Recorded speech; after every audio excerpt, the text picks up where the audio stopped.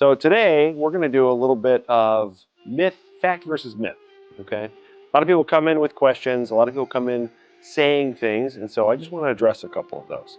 So statement number one, you know what, I know that I have bad posture, there's really not much I can do to change it. That is actually a myth.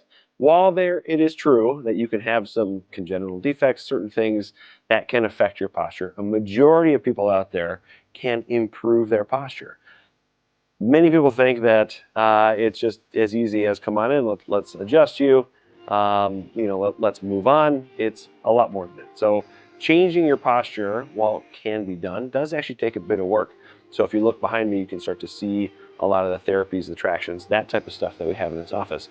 Corrective care, which is a part of that, is the thing that is needed to correct and change your posture long term.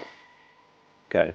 Statement number two, I've heard a lot of people come in and the way they talk about an adjustment, they'll say, I have a bone out of place.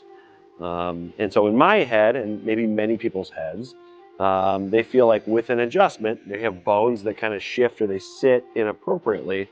And what we're doing is we're adjusting and putting that back into place. This one is, there's a lot of lifting that's being done by bone out of place. The reality is that most people don't come in with this huge shift. While it can happen, and there are a lot of spines out there that have this, we're not doing an adjustment to push it back in place. What we're doing with an adjustment is we are restoring normal ranges of motion. And there's a lot that goes into that, okay?